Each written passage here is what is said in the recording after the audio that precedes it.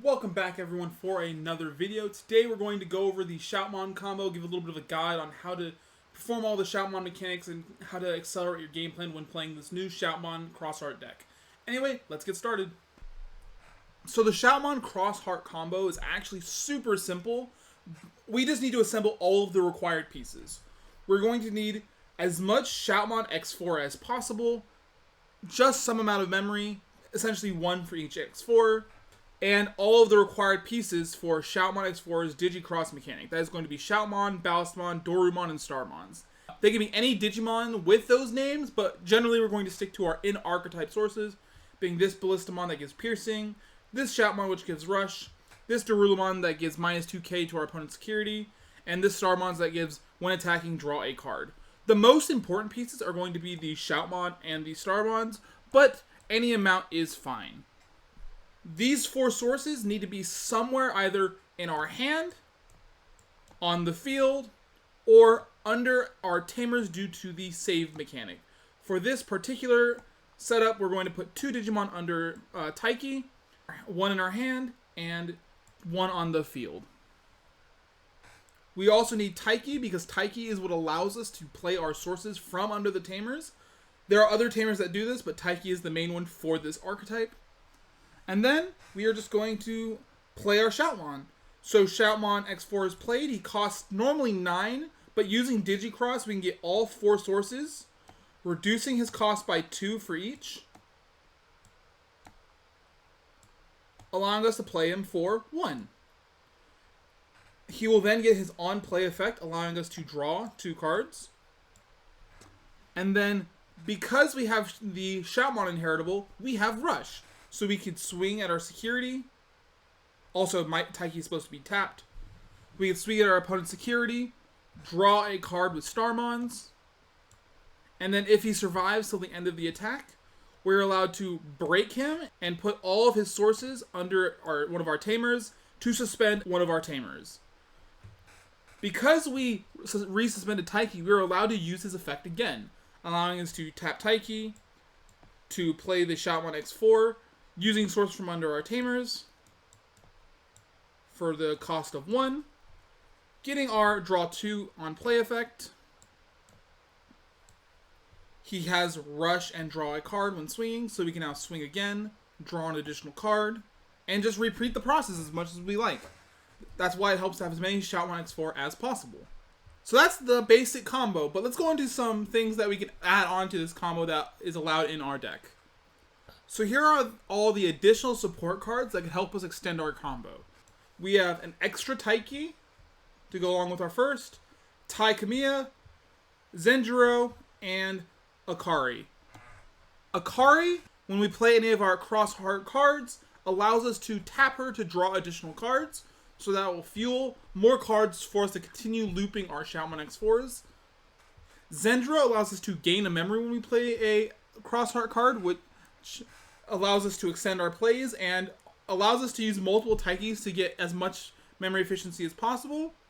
Tai allows us to get security attack +1 with our Shoutmon because when you perform the Digicross mechanic, 4 sources meets Tai's requirement and allows you to get extra checks. And having the second Taiki is very crucial if you can accumulate multiple Taikis and the Zenjiro. Our other auxiliary pieces are going to be Shoutmon X5 and Sparrowmon. Shoutmon X5, it does not allow us to draw cards when we go for the Digicross, but it is a very great way to extend and finish our combo, giving us one either additional push to close out a game, or allows us a good card to end our combo on as he has blocker and Sparrowmon gives reboot. So we can swing with our X5 and have a strong 10k blocker for our next turn. In this situation, we can do exactly what we did before, using all of the materials under Taiki, using Taiki's effect.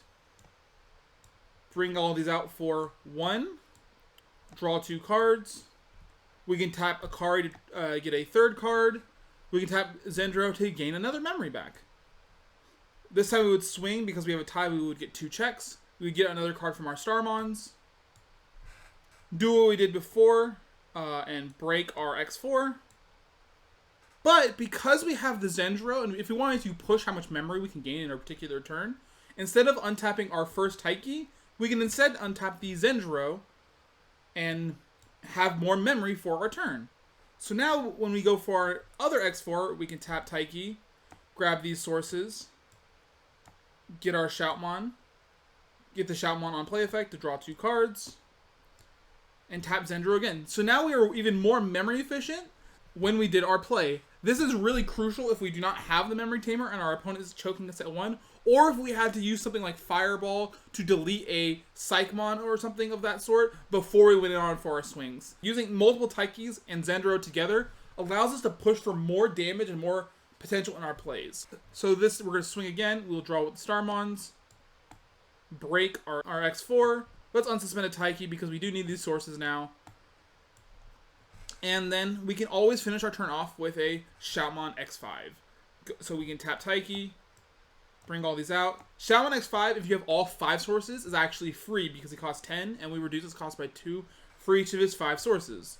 This time we could swing for 2 checks, and then maybe play something else in our hand that we drew from here to pass the turn, and he would reboot and end our turn. The last thing I wanted to show is just some of the flexibility of Shoutmon X4. Sometimes we will not have all of the materials needed to get the full reduction cost, to make him cost 1, and that's okay.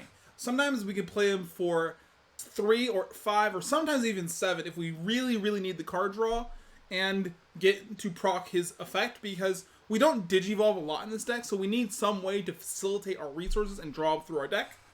So in this situation, we have 3 of the 4 pieces for the Shoutmon X4. We can play the Shoutmon X4, reducing its cost using Taiki to pull out from our tamers, and reduce his cost to 3 instead of the 9, as opposed to 1 instead of 9. But we can use Xros, gain memory, and that puts us at only a 2 memory play to essentially perform the majority of our Shoutmon X4 process. We can then draw cards, use a card to draw additional cards. We have the rush, so we can swing and draw an additional card. And with those 4 cards, it might be pretty likely that we drew some of the pieces we needed to extend further. For example, we might have drawn a Durulamon, which means that our next Shoutmon X4 that we draw will in fact have our full stacks. So let's go into some of the counters for the Shoutmon strategy. We've seen what it is capable of, what it does. Let's go over what we can do to stop it. So first off, biggest thing we can do is we can play cards that prevent our opponent from reducing play cost. This is important because the Digicross mechanic as a whole is a reduced play cost mechanic, and so these cards do counter the new mechanic. This would be Psychmon, which we've already had in purple, as well as Chikurimon and Solarmon that we receive in the new Jessamon and Dragonlord starter decks.